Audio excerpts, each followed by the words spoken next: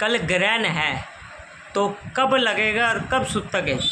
कल भादवा शुक्ला पूर्णमासी को दोपहर को 12:57 पे ग्रहण काल का सूतक प्रारंभ हो जाएगा और रात्रि को 9:57 पे ये चंद्र ग्रहण जो है वो लग जाएगा और इसका मध्यकाल रात्रि 11:41 तक रहेगा और 1:27 रात्रि को ग्रहण काल का मोक्ष यानी समाप्त हो जाएगा। और इस पर क्या उपाय करना चाहिए हर राशि विशेष करके?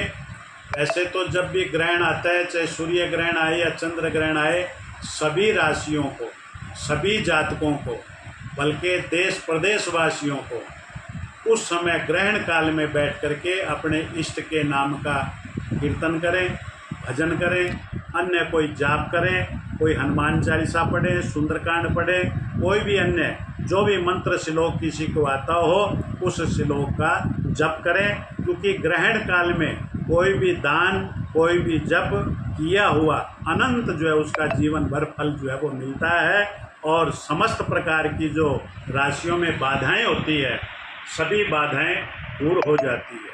और विशेष इस ग्रहण काल में जो गर्भवती औरत है उसको विशेष करके ध्यान रखना बहुत ज़रूरी है। रात्रि 7 सितंबर 2025 को ये चंद्र ग्रहण लगेगा। रात्रि 9:57 से पहले ही जो गर्भवती स्त्रियां हैं वो अपने कमरे में बंद होकर के बैठ जाएं और रात्रि 1:30 से 2 बजे के बीच में वो अपने कमरे में ही रहें और न कोई पानी पिए, ना कोई खाना खाएं। इस चीज़ का विशेष ध्यान रखें और नारियल लेकर के बैठें। नारियल लेकर के बैठना है और अगर बैठे रहें तो ज़्यादा अच्छा है। अगर किसी को नींद आए तो देख लें, मैं ज़्यादा यही कहूँगा कि वो गर्भवती औरत बैठ करके अपने ईश्वर का चिंतन करें और टेलीविज़न और मोबाइल का उपयोग बिल्कुल भी ना करें।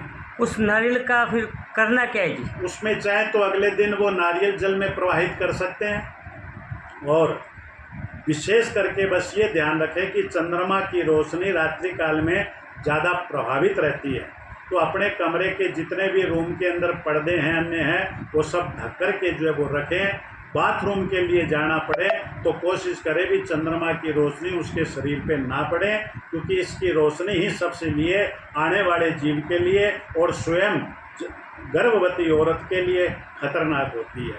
वैसे तो मैं ये भी कहूँगा कि ग्रहण काल में किसी को भी चंद्रमा के समक्ष नहीं आना है, ना उसको देखना है, ना ध्यान करना है, ईश्वर का चिंतन करना है, अपने इष्ट का भजन करना है। ये कार्य करें और रात्रि को कोई दान का कार्य करना चाहे तो वो विशेष कर सकते हैं। कणक का दान होता है, तिलों का दान होता है, सरसों के तेल का दान होता है, छाया पात्र का दान होता है। उसमें अपना मुख देख करके ये जो है वो भार्गव को दिया जाता है। रात्रि को कोई ना आए तो सुबह रात्रि को अपना रख करके छोड़ दें, अगले दिन सुबह जा करके उनको बुलाएं और उसको ये दान दे दें, तो ये सबसे बढ़िया रहता है। ग्रहण काल में विशेष करके अपने ईश्वर का चिंतन या अपने कोई गुरु के मुखारविंद से कोई मंत्र मिला है उसका विशेष जो है वो जाप करें। इस जाप के करने से वो मंत्र उनका सिद्ध होता है। अन्य और भी कोई मंत्र किसी को आता हो उसका जप करें, वह जप जो है उनका सिद्ध होता है और जीवन में उसका फल उसको प्राप्त होता रहता है। जिसका कारोबार नहीं चल रहा तो इस ग्रहण में क्या उपाय करें? उन कारोबार जिनका नहीं चल रहा है तो विशेष करके मैं यही कहूँगा कि ग्रहण काल में छाया पात्र का दान करें।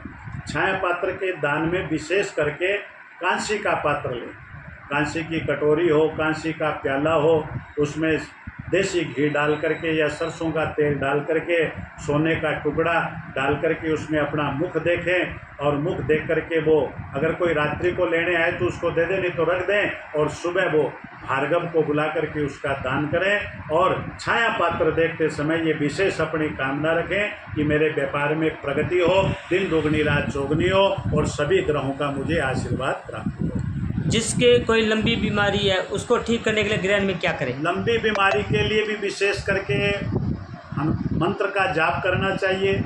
अनेक मंत्र हैं रोगों को दूर करने के लिए, जिसमें विशेष करके हनुमान चालीसा है, संकट मोचन है, बजरंग बाण है, सुंदरकांड का पाठ है, या किसी को अन्य कोई मंत्र आता हो तो वो भी मंत्र का जाप कर सकता है। और विशेष करके छाया पात्र का दान का माहात्म्य विशेष करके बताया, रोगी के लिए भी और व्यापार वृद्धि के लिए भी और घर में सुख शांति के लिए भी। और इस काल के अंदर जिनका विवाह नहीं हो रहा, बच्चों का, तो वो क्या उपाय करें? विशेष करके इसी समय के अंदर जब ग्रहण लगता है, रात्रि 3.5 घंटे का ये ग्रहण है, 9:57 से 1:27 के बीच में, वो कोई भी विवाह के लिए गुरु के मुखारविंद से या किसी विद्वानों के द्वारा कोई मंत्र मिला है उसका जाप किया जा सकता है। और अनेक प्रकार के मंत्र हैं विवाह वृद्धि के लिए, उन मंत्रों का जाप किया जा सकता है।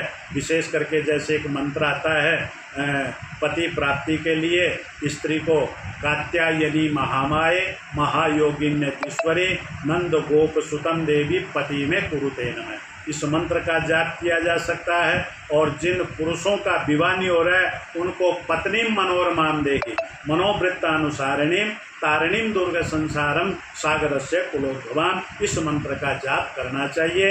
अथवा दुर्गा चालीसा का पाठ करना चाहिए, शिव चालीसा का पाठ करना चाहिए, और अपनी विवाह की कामना को रख करके ये पाठ अवश्य करें ताकि उनकी भी कामना परिपूर्ण हो। बार बार संकट आते हैं तो उनके लिए क्या करें? उनको भी विशेष करके मैं यही कहूँगा कि इसमें संकटों को दूर करने के लिए विशेष करके छाया पत्र का दान है, और उसके साथ साथ अपने वजन के अनुसार कणक का दान कर सकते हैं। कुछ जो है उसमें काले माह हैं, काले तिल हैं, सरसों का तेल है, कोई अपना वस्त्र जो है ओढ़ करके, काला वस्त्र ओढ़ करके भी उसका दान किया जा सकता है। तो इससे सभी संकटों से मुक्ति मिलती है।